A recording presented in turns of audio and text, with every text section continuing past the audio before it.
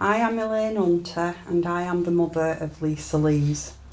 Lisa was my first child and my only daughter. Although I did not yet know Lisa would be a girl, I knew during the pregnancy that she would be quite the little madam. I was poorly throughout the entire 9 months and was constantly passing out, meaning I had to stop working. But despite her bringing the drama early on, when Lisa was born, she was a very good baby and slept through from the start. When Lisa was 1 year old,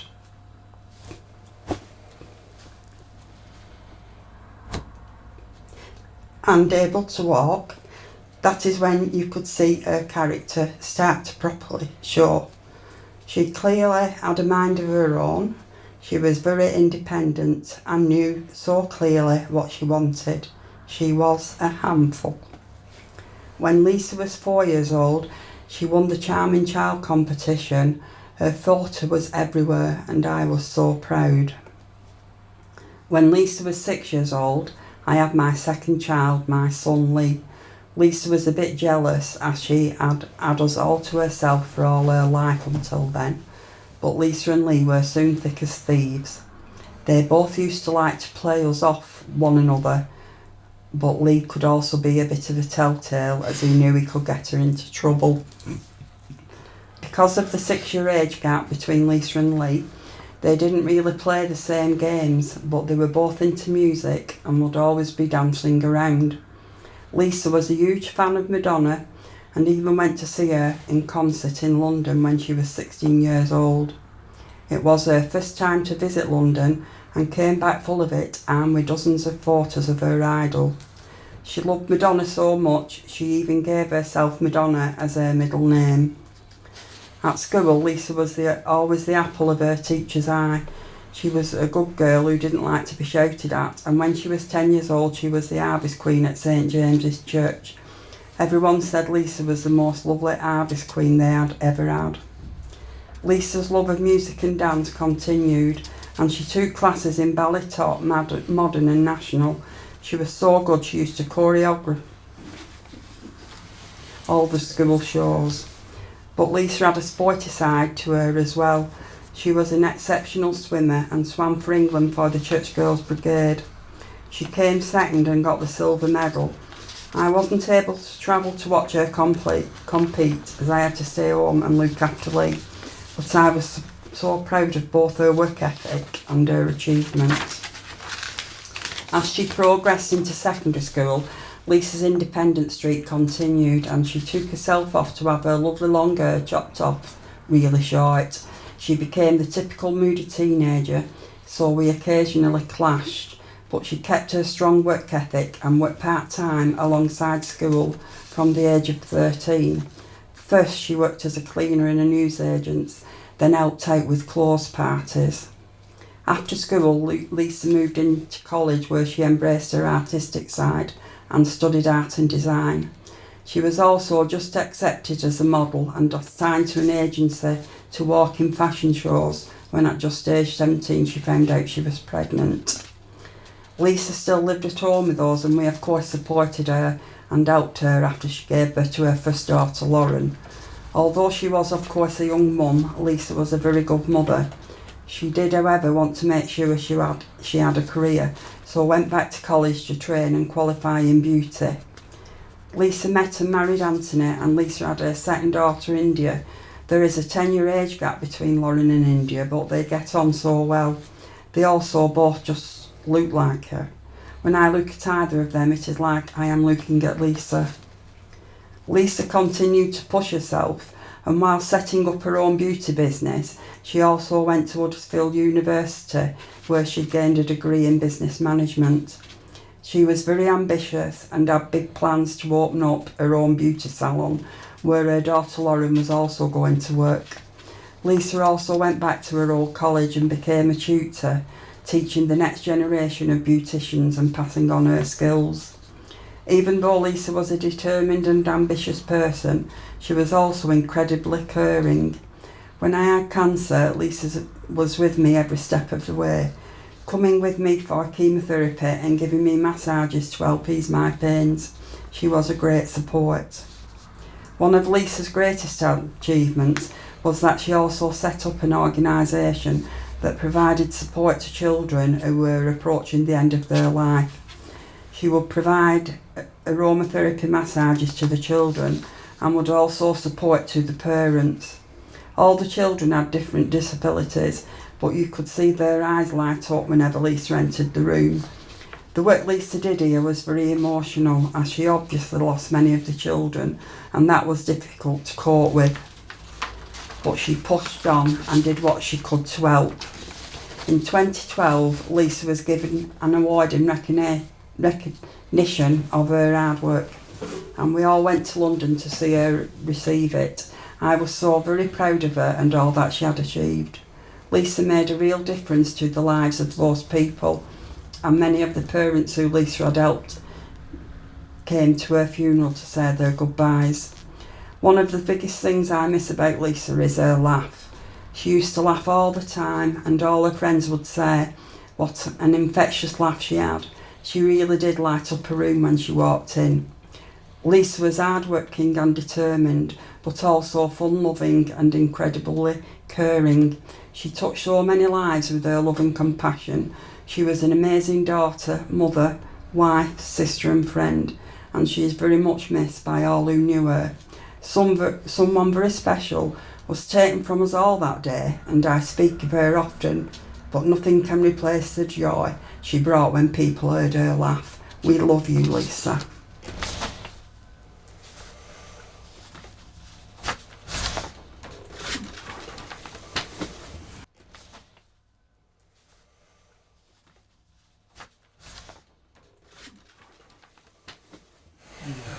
Yeah, just picking up on what my mum said really. I was going to say a laugh, that's the big thing you miss. Well, you can still say it. Mainly, just that word just... It used to ring out and you could sort of Everybody hear knew it. her about a laugh, didn't they? Yeah, and then she just, the smile, did just light up. And it's what you still miss. You can hear it sometimes in your head. But she was so caring, she was always there. I think with the kids, she used to call them my kids, who she used to look after. They were all sort of end of life, and most of them were Muslim children. So, you know, she loved them to bits, and she always prayed of her Indian ancestry. And I just miss her so much. She was my best friend.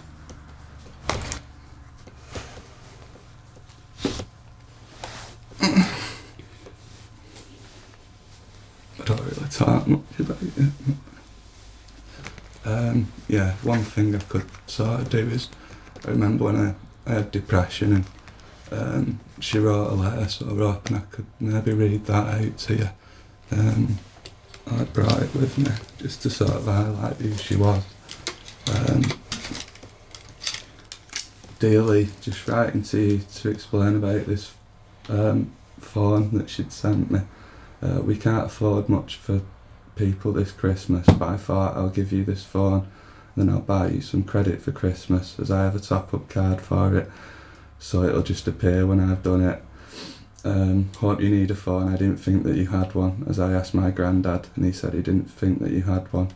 Anyway, I'm going to ring you as soon as you receive your mobile, because I've been really worried about you.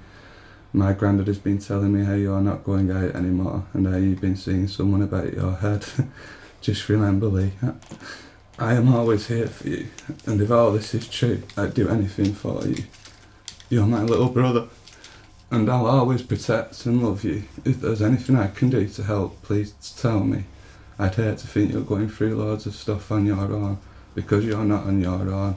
You always have me and my family to turn to. Hope I see you before Christmas. Love you loads, Lisa.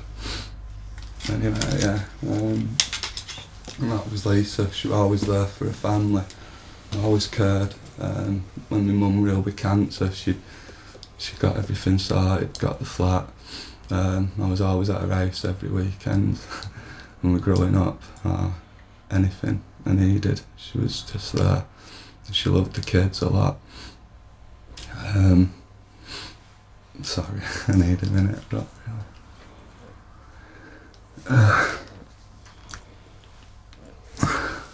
Sorry. Don't apologise. Right, I've always kept your butt.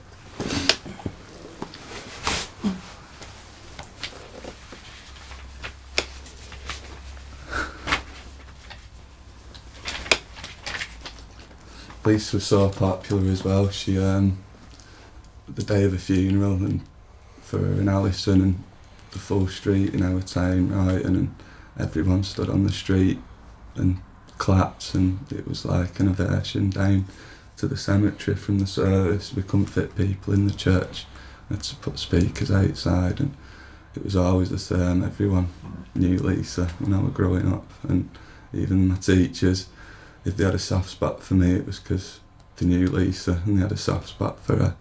So she was, and you can look anywhere now and it reminds me of her. There's benches in parks and trees planted. She was more than just ours. I think the full community miss her every time, you know, I show where we grew up and right, and everyone misses her. And she always supported me with my music. Even when we went watching Primal Scream once, and she wouldn't leave Bobby Gillespie alone until he took one of my demo tapes. And she was always at the front at my gigs dancing and causing mayhem, and I just full of love, full of life. That was Lisa. She loved life, loved living, loved dancing. The stories we used to hear, shared a bedroom, or when my mum and dad were arguing at the top of the stairs when we were little, and she'd send me down to spy on them, and we were really close. So I had to sum up what you miss now.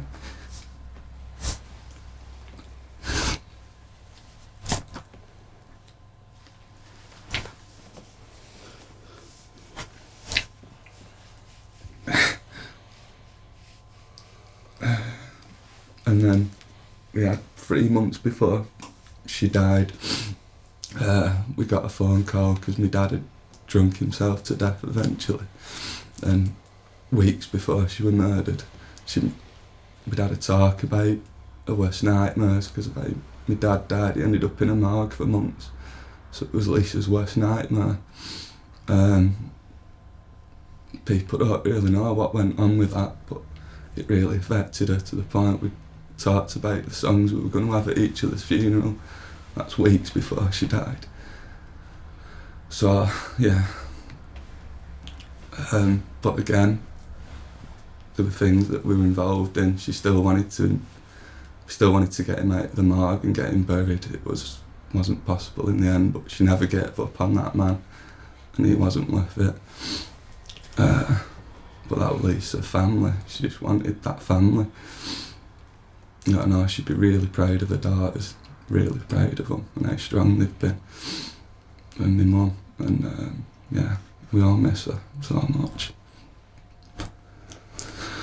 So, okay.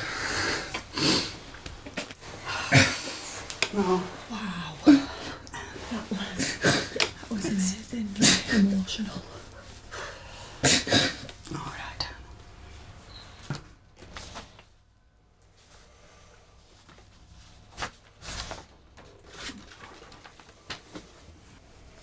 I am Lauren Lees, eldest daughter of Lisa Lees.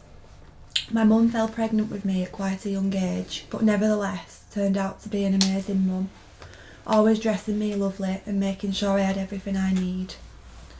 Growing up, my mum was my role model, and I was very proud of her. My school friends in primary school would say she was beautiful and had the loveliest long hair. My mum was always well presented, never went anywhere without putting on her makeup, a lot like myself. As I got older, my mum fell pregnant again with my sister. We did not know if the baby would be a boy or a girl. Her name choices were India for a girl or Dylan Jack for a boy. The day came at last, and my mum phoned my grandma to say she had given birth to a baby girl. I was thrilled. My mum and dad brought my sister home, and we all lived together in a house in Royton with our 2 dogs, Kaya and Marley. We were really happy. We went on lots of walks, days out and holidays. As I got older into my teens, I became a bit more of a handful. My grandma would say just like her and my mum.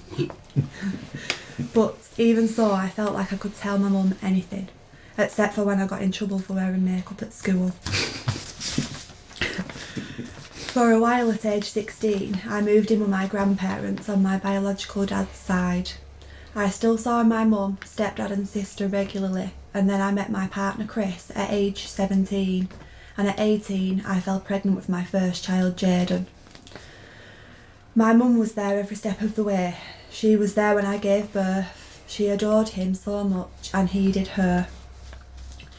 Every Christmas we spent it at my mum and dad's. My mum made Christmas extra glamorous, always dressing the table lovely and the tree. Now Christmas is just not the same. Christmas 2017 was an especially hard one, as I was pregnant with my second child. I did manage to tell my mum the news before the attack happened. We was convinced I would have a girl this time, but if not, I promised her I would call my son Dylan Jack, the name my mum wanted for a boy. Also, Jack was the name of my great-granddad, my mum's granddad. She was very close to him. She was so touched and thought it was a lovely idea. On the 23rd of December 2017, I had another son. I did name him Dylan Jack. I had him in hospital with my partner, but this time without my mum. She would have been there. My life has not been the same since losing my mum. I have had many years of problems and grief losing close friends that I could have coped with easier if I had my loving mum by my side. Just the thought that she will never see me walk down the aisle or see my boys grow up or see any of my sister's life milestones is a daily emotional battle. My mum was not just our mum, she was our best friend too. Losing a mum in general is hard for anyone, but to lose her in this way is unthinkable. She never got to meet Dylan, and my eldest son has had so much heartache with what happened.